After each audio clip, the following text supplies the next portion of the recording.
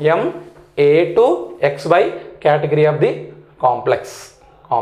See how we can see. Similarly, we can also go for M AB X2, M AB X2 or M AB Y2, M AB Y2. So they can also show the corresponding square planar geometry as well as the cis trans isomerism. Cis trans isomerism. And apart from this, we can also see the complex with the general formula M ABCD.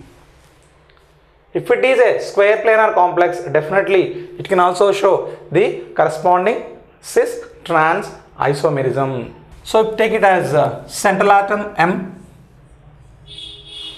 corresponding ligands in the square planar geometry. So they are arranged like this.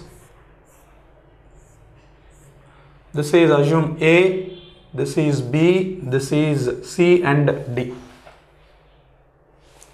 Now take the same complex here. This is the square planar geometry.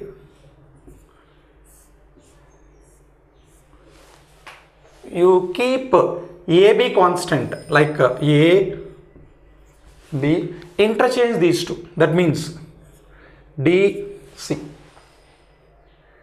So these two comes under the pair of the geometrical isomers. Okay, and also by keeping AD constant, interchange BC. That means we can come across this like this. This is a square planar arrangement for the complex. So keep this AD constant means the position of A is same and that of D is same. Interchange these two. So this will get like C, B, C, B. So with this general formula M, A, B, C, D, it can have 1, 2, 3. So these three comes under the corresponding geometrical isomers here. So even though, so all these ligands are different, the spatial arrangement will be different. That's why, so these three comes under with the same general formula. The properties are different because there is a difference in the spatial arrangement of the groups. Here groups are nothing but the ligands. So all these comes under the geometrical isomerism that is shown by the square planar complexes. Square planar complexes. Now let us see or discuss about the geometrical isomerism that is shown by the complexes with coordination number 6. Coordination number as 6. If the coordination of the complex is 6, generally they will be octahedral complexes. Octahedral complexes. That is coordination number 6. If it is 6, the complex is octahedral complex. So if it is octahedral complex, so we can show this particular geometry of this octahedron like this. This is central atom M. So it should have 6 ligands around it. 6 ligands. So this is arrangement of these ligands. So 1, 2, 3, 4, 5 and this is the 6th one. So here, so make it as 1, 2, 3, 4, 5 and this is the 6th position. Now in order to understand this cis and trans isomerism, cis trans isomerism, so whenever the groups are arranged at the positions of similar groups 1, 2. So basically the best example for this is the general formula of the complex will be M A4 B2. M A4 B2. So here we will define the positions of the B. If both the B groups are present either at 1-2 position. 1-2 position means because these two are adjacent, or 2-3 positions, or 3-4 positions, or 1-4 positions, and also the positions which are the 1-6 position and 2-6 position and 3-6 position and also 4-6 position. So I am discussing about the positions of B, not A, as per this representation. And also the corresponding positions of P, if it is 1B should be at 3, other should be at 5, and 1B should be at 4th position, the other B is at 5th position. 1B is at 1st position, the second one is at 5th position, and also 1 is at 2nd position, the other is at the 5th position. So all these comes under cis category. So cis category means definitely here the whatever the groups or the ligands what we are showing should be at the corresponding adjacent positions or within the same plane. So here 1-2 is adjacent, 2-3 is adjacent positions, and 3-4 is also adjacent position, 1-4 or 4 is also adjacent position.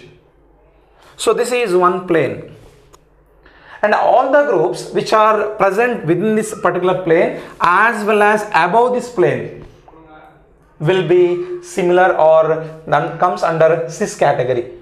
That's why, so position 1-6 and 2-6 and 3-6 and 4-6, you can see here. So all these comes under cis.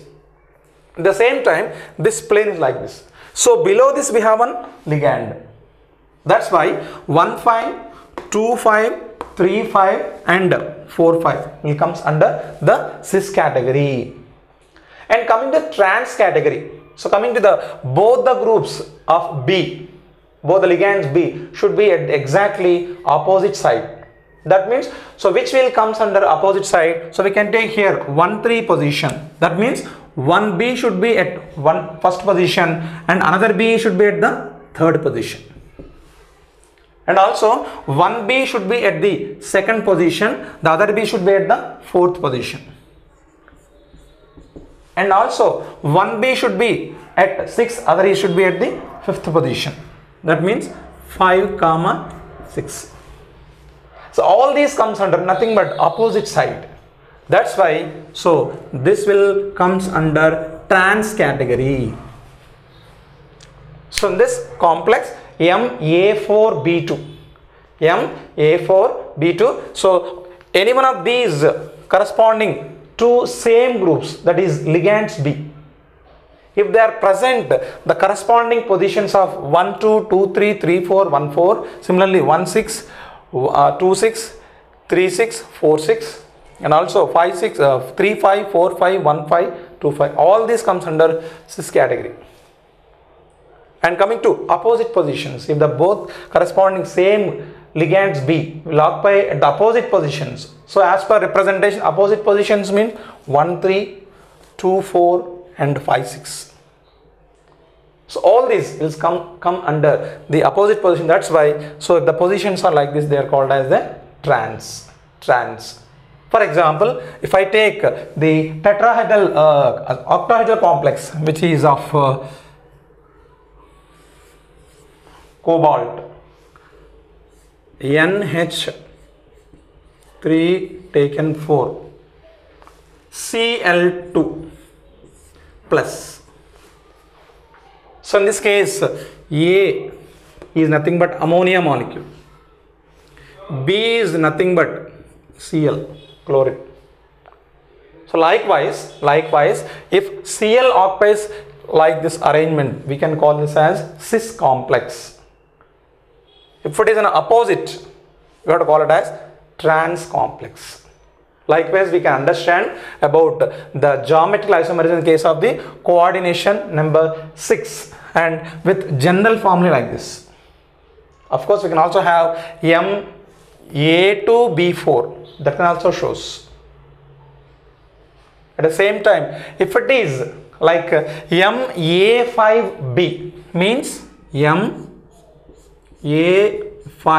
If you come across, this won't show any geometrical isomerism because out of 6, 5 groups are same. 5 groups are same. That's why it won't show any geometrical isomerism, nothing but cis trans isomerism. And next category, if you come across the octahedral complexes with general formulae, as MA3B3. In this case also they can show the cis trans isomerism. How? Because if you take the central atom here, central metal ion or central metal atom here, M, the corresponding positions will be as discussed already. These are the positions. Suppose I am taking the ligands A. So we have 3 ligands here of the same category, that is we are representing with A. So suppose one A is present here. So other A is present here. Another A is present here. Coming to the remaining B. So one is present here, the other is present here, other is present here. So this actually comes under the same plane. So if you see here, as I already told you, so here this is one plane of these 4 ligands like this. So this A, second A as well as this, all these comes under the same plane, same side otherwise. So that means, so in this case, you can see. So in the octahedron, so this is one phase. This is one phase. So this phase is actually occupied by what are the ligands? A. And the second case, I already told this. So this corresponding B. So if you take the angle here, that is AMA. Angle AMA. So it should be 90 degrees. Similarly, BMB. You take anything, so angle should be 90 degrees. So in such a case, actually this is cis, or we can also call it as FAC, facial, FAC, FAC, nothing but cis here. And if the arrangement is not like this, that means the positions are the corresponding ligand. So this is the central atom M. I am showing the arrangement like this for the corresponding ligands like this. So this is in one plane. So assume one A is present here, the other A is present here, and one A is present here. And coming to the B here, so B and B. So here in such a case, you can see here, so this arrangement is not like this. So that's why this we can call it as a transform. So we can also call it as mer form, meridial or mer form.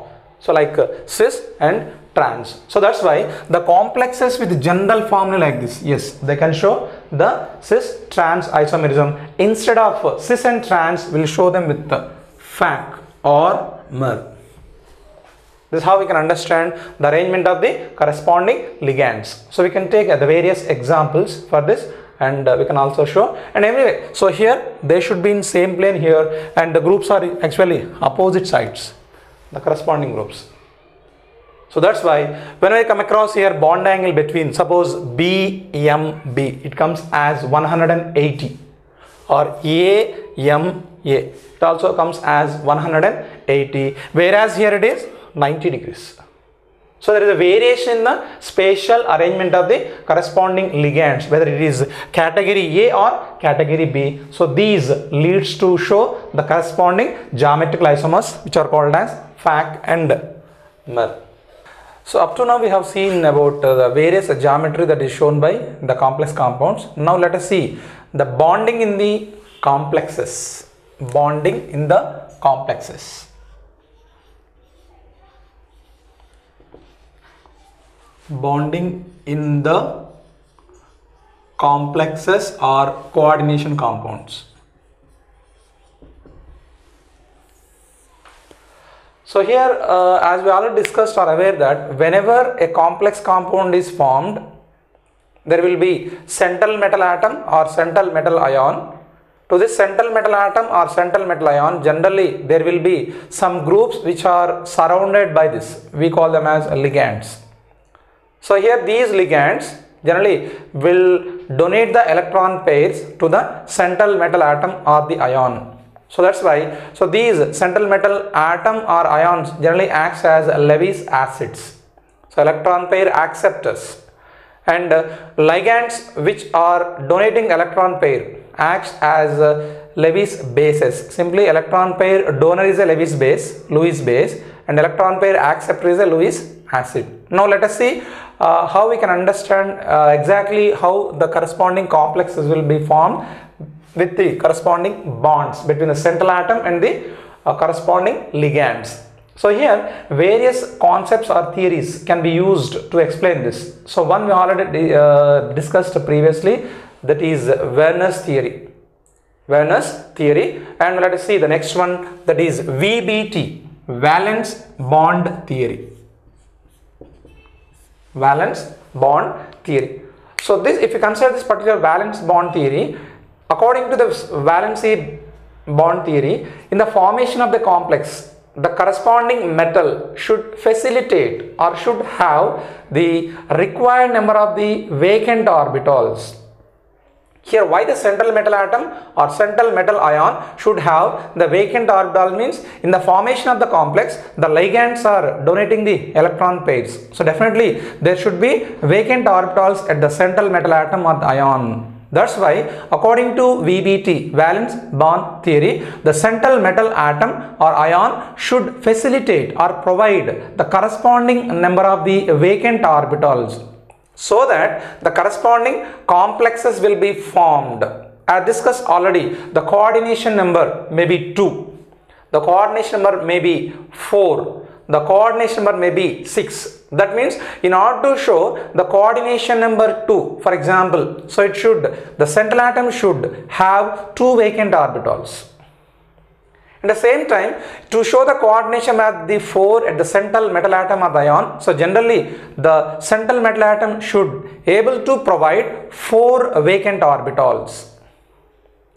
If it is coordination number 6 for the central metal atom or the ion, it should provide us compulsory 6 vacant orbitals. So that's why according to the valence bond theory, the central atom should provide the required number of the vacant orbitals. At the same time, the ligands are able to give the electron pairs to the central metal atom, where there exists or the formation of the coordinate covalent bond will takes place between the central metal atom and the ligand. And whenever the corresponding complexes are formed, the central metal is able to provide us the vacant orbitals like S, P and D. And actually here, by these vacant SPD orbitals, the central metal atom and the ion, they will undergo the corresponding hybridizations. So by the combination of S and P, we can have Sp hybridization. By the combination of S, P and D, so we can have the Sp3 with S and P combination, and also we can have DSP2 or Sp2D. or it can have sp3d2 or d2sp3. So this is for coordination number 2. So this is for coordination number 4. Of course, and these are for coordination number 6. So in order to form the corresponding sp orbitals or sp3 orbitals or dsp2 or sp2d orbitals, okay, and also sp3d2 or d2sp3 hybrid orbitals, definitely the central metal atom or central metal ion should give the corresponding sp,d atomic orbitals which are having almost same energy, because as per the concept of hybridization, where the atomic orbitals of the same atom almost having same energy mix together to form same number of identical orbitals which are called as hybrid orbitals. That's why in order to give sp hybrid orbitals, the central atom should provide s and p atomic orbitals almost having same energy. This leads to give 2 sp orbitals. So we have come across about sp3 hybridization. The central atom should able to give the s means 1 s atomic orbital and 3 p orbitals. So these will mix to give the identical 4 sp3 orbitals. If it is sp3 hybridization, and here the geometry will be tetrahedral. If it is sp, the geometry will be linear. And coming to these two, if I come across, in order to show this, in order to have this kind of hybridization, dsp2 hybridization, the central metal should provide the s orbital and 2 p orbitals and d orbital or 1 d orbital, so that these mix to form the 4 identical dsp2 orbitals. Here also same thing. In these two cases, the geometry of the complex will be square planar complex.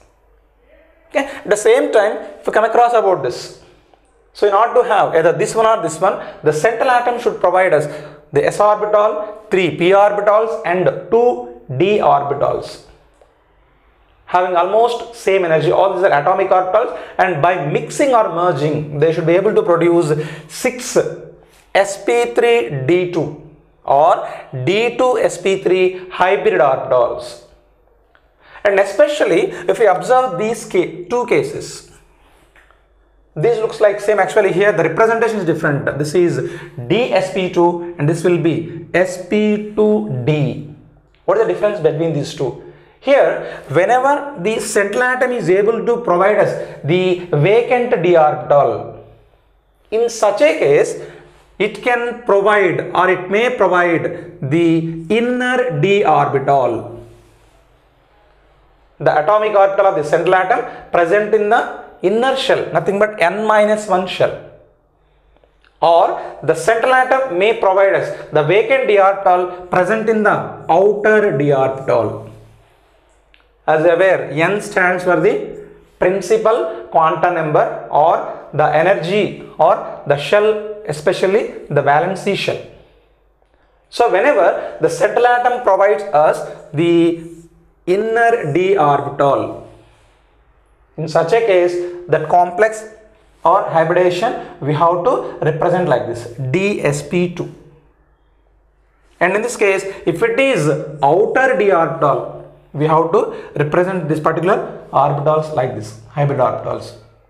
So whenever, if it is inner d orbital, if it is involved in hybridization, we have to call the particular complex as inner orbital complex. If it is outer d orbital, we have to call the complex as outer orbital complex. The same case here also. Here representing like this means, yes, this orbital is outer d orbital. That's why the complex which is formed here with reference to this Sp3D2 is generally called as outer orbital complex. And we are showing like this, means this is the inner orbital complex. So the representation will show that whether the d orbital of the central atom which is involved is either inner orbital complex or the outer orbital complex. So based on this we can differentiate what kind of the complex is generally formed in the corresponding complex. So this is how we can represent whether it is inner orbital or outer orbital complex that is formed. If you like this video, please give a thumbs up. Please subscribe to our channel to get more videos on CBSE syllabus.